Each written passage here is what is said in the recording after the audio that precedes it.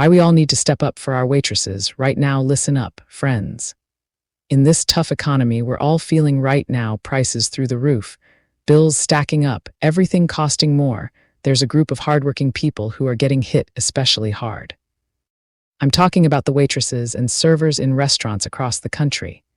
These are the folks who bring your food, smile through long shifts, remember your order, and make sure your meal feels special.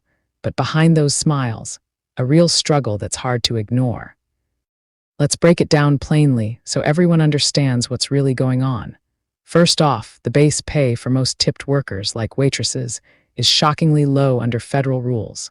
The federal minimum cash wage for tipped employees is still just $2.13 an hour. That's right, $2.13. Employers can pay that tiny amount because they're allowed to count tips toward reaching the regular minimum wage of $7.25 an hour. In many states, it's a bit higher, but even then, the direct paycheck from the restaurant often stays small, sometimes in the $5 to $10 range per hour depending on where you live. Now, you might think, okay, but tips make up for it. They can earn good money. And in busy spots or great shifts, some do pull in solid tips that push their total hourly take-home to $15, $20, or even more. The national average for waiters and waitresses, including tips, lands around $17 to $18 an hour according to government stats. But here's the cold truth. That average hides a lot of pain. Many shifts are slow, especially midweek, rainy days, or off seasons, and tips dry up fast. A server might walk out with just $20 or $30 after hours on their feet. That doesn't cover much when rent, groceries, and gas keep climbing. On top of that low and unpredictable pay, think about the schedules. A lot of waitresses only get scheduled 3 or 4 days a week, sometimes fewer if business is down. Full-time hours. Rare for many in this job, they're part-time by force more often than choice, which means no steady income to count on. Why not just pick up extra shifts or another job? That's where life gets in the way, and it's heartbreaking when you really look at it. Many of these women, and yes, most servers are women, have kids at home. Little ones who need daycare, school pickups, doctor's visits. Finding childcare that fits restaurant hours, nights, weekends, evenings, is almost impossible. Daycares close early, and overnight or weekend care costs a fortune if you can even find it. Single moms especially are stuck. They can't afford to pay someone else to watch their kids so they can work more hours. So they stick to part-time, scraping by on whatever they bring home. Then there are the ones caring for elderly parents or family members who need help with daily stuff, meds, meals, getting around. They can't just disappear for double shifts because someone at home depends on them. And let's not forget transportation. Plenty of servers don't have a car, public buses. In a lot of places, especially outside big cities, they run limited hours or don't go where the restaurants are. Imagine finishing a late-night shift at 11 p.m. or midnight, then waiting in the cold or dark for a bus that might not come for an hour or at all. Or walking miles home because that's the only option. It's exhausting, unsafe, and it adds real stress to an already tough job. So picture this. A waitress starts her shift excited to make some good tips, but the place is half empty.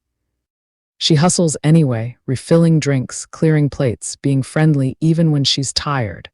At the end of 6 or 7 hours, her paycheck stub shows maybe $15 or $20 in base pay after taxes. Tips add another $50 or $80 if she's lucky. That's her whole income for the day. Rent's due, kids need new shoes, the car needs gas if she has one, groceries are expensive, and she has to do it all over again tomorrow, hoping for better tables. This isn't just one bad day. This is the reality for way too many people keeping our restaurants running.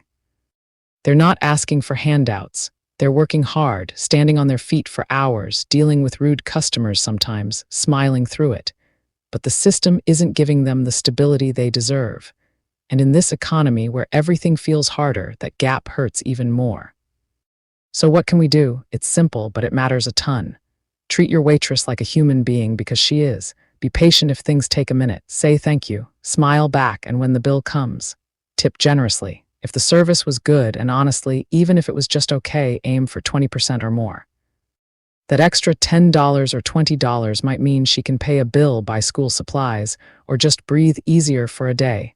I'm not saying every single person can afford huge tips every time. I get it, money's tight for a lot of us too, but if you can swing it, do it.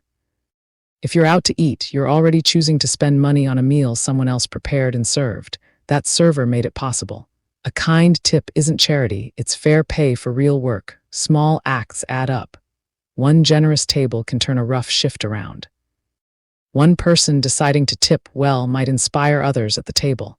And when more of us do it, it sends a message.